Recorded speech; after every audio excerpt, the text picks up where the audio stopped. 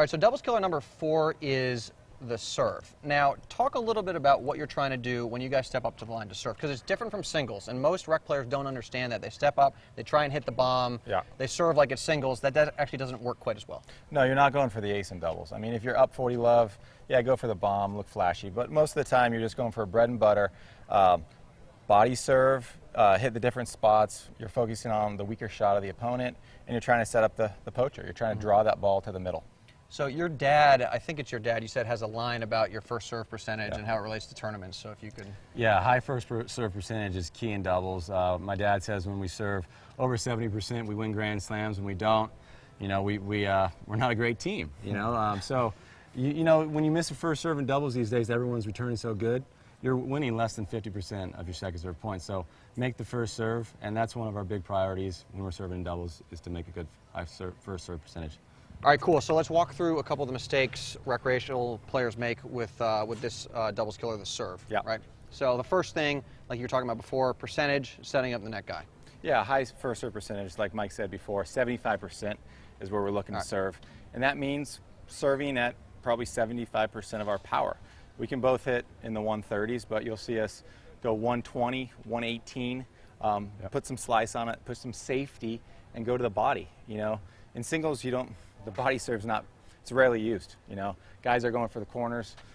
Free point. Free point, but doubles, you're at a big disadvantage if you miss your first serve, so you have to be a little bit more careful and try to set up your opponent for the next volley. In singles, you can go for aces. You see a lot of these guys serve 50% and they're winning the majority of their matches. Yeah. In doubles, when you're in a second serve with the guys returning these days, you're hitting the ball off your shoelaces. You're not going to win that point very often. So that's why you have to serve 75. Yeah, I mean, the first serve just frees you up to move. And that's really, if we're talking about facilitating your partner having success, it's all about, well, I better get the serve in so that my partner can then move. And it's sometimes, it's not how fast you hit the first serve, it's a mentality in the returner. When I'm hitting a first serve, doesn't matter how slow it is or how fast it is, he's a little bit more on his heels and he's more defensive. A second serve return mentality is an attacking mentality. And so even if I hit a 115 big second serve, a guy's going to take a cut. Yeah, okay, because he's just like, this is my time to attack. Exactly. First serve is them, second serve is me. And a body serve takes away the angle. When you go into the body, what are they going to do when they're handcuffed in here? It's going to be hard to dial up a cross-court return. Yeah. So that's why we hit mostly body serves. Guys don't like to be tangled up. You know, guys don't like to hit shots in here. These are shots you don't practice when your coach is feeding you balls out of a basket. Yeah, and you're actually scared for your life. I mean, the ball's coming and going to hit your flesh, and so you're not thinking about, oh my God, I'm going to hit a great return here. You're thinking, you know, am I going to get hit with a ball? Yeah, am I going to get tagged? Yeah.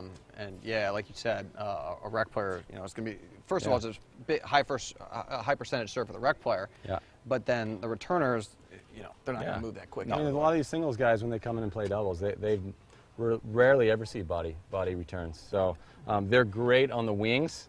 So you got to take that away. You can't have a free swing when you're in here. You know, you got alligator T-Rex arms. or T-Rex. Yeah. Alligator T-Rex. So that's just a great strategy for us to beat these guys. And talk a little bit about the positioning of where you line up. Yeah, you'll see singles players, you know, their majority of their court coverage is in the center of the court, so they're serving from here. In doubles, you're probably going to be hitting a volley from closer to the alley. So we always take serves from, you know, 6 feet from that center hash mark, and it's easier to just come forward in a straight line towards the net instead of going sideways to cover a tough return. Yeah, when you're practicing your serve, we always hit the serve and take a few steps forward. You know, a lot of people just sit here and then they don't get the repetition of going forward to the net. It's a different serve. You want to be flowing. You want to be flowing into the net.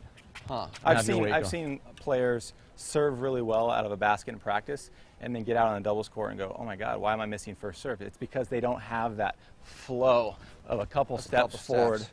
And that's how we try to practice, is always taking a few steps forward.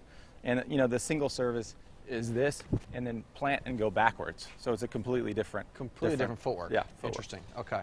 Well, why don't you guys just demo a couple of how you guys do it?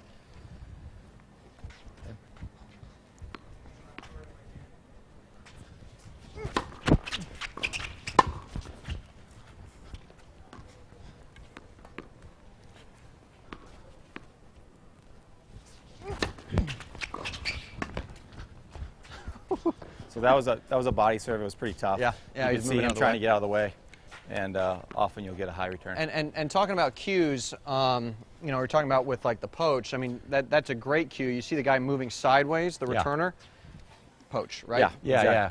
Well, our communication before the point is good. I know where he's trying to serve. Yeah.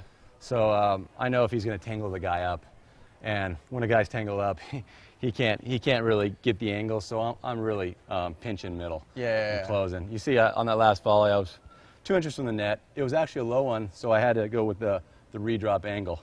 But my weight's at the net guy. My weight's always going forward. But you're always keeping that. I mean, you guys communicate, but sometimes at the rec level, Yeah. like, we don't know where the serve's going. Yeah. But if you see the lateral move versus like the wind up, maybe you brace for impact. But if you see this, take off. Yeah, right? exactly. If a guy's winding up and he's reaching wide, often you have to cover the line. Yeah. You can't leave that big gap there. So when you see a guy moving sideways, tangled up, that's when you can really strike.